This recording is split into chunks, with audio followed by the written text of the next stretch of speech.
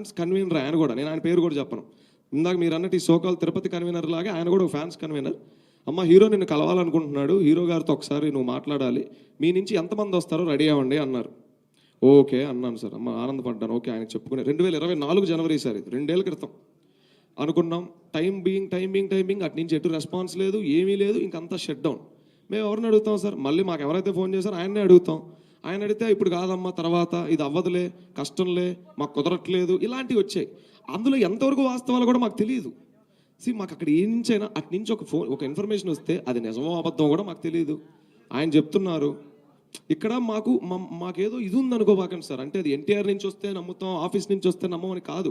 అసలు ఆయన చుట్టూ మా గురించి ఏం చెప్తున్నారని మా బాధ సార్.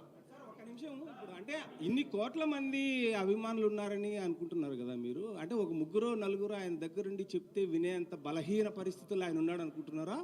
లేకపోతే మీరు చేస్తుండే సేవల మీద ఆయన నమ్మకం లేక మీకు రెస్పాండ్ కావట్లేదు అంటారా? అంత బలహీనంగా ఉన్నాడా? ఒక ముగ్గురు నలుగురు చెప్తే వినేంత బలహీనం అని కాదు సార్. సార్ బలహీనం అని కాదు. నందమూరి తారక రామారావు గారు సినిమాల్లో అంటే ఇటీవల మీరు గమనించుంటే ఆయన ఫిజిక్ కానివ్వండి, ఆయన వర్కౌట్స్ కానివ్వండి, రోజుకు ఒక పూట తినడం, ఆ లీన్ లుక్ కోసం, ఇలా గత 4-5 సంవత్సరాలుగా ఆయన కష్టం ఎంతో ఉంది సినిమాల మీద. ఆయన ఎంతో అలరిస్తున్నారు ఆడియన్స్ని సార్. అదే సార్, సార్ వినండి సార్, నన్ను కంప్లీట్ చేయనివ్వండి సార్ కొంచెం.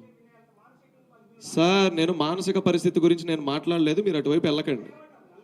అదే సార్, సార్ వినండి సార్, వినండి. ఇది ఒక మనిషి చేసేదో, లేకపోతే ఇది ఒక 5 నెలలు 6 నెలలు చేసి ఆపేసేదో అయితే ఒక మనిషి ఈజీగా చూడగలరు దాన్ని. ఇది నిరంతరం జరుగుతున్న ఒక ప్రాసెస్, 6 సంవత్సరాల నుంచి జరుగుతున్న ప్రాసెస్. ఆయనకి ఎంతవరకు దీని మీద ఎలాంటి అవగాహన ఉందో మనకు తెలియదు.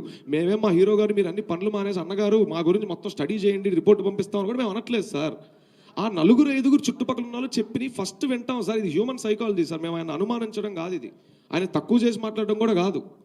నిరంతరం నా చెవులో రోజు మా పక్కన ఉన్న వాళ్ళు ఇద్దరు వాడదంటే నిజంగానే వాడది.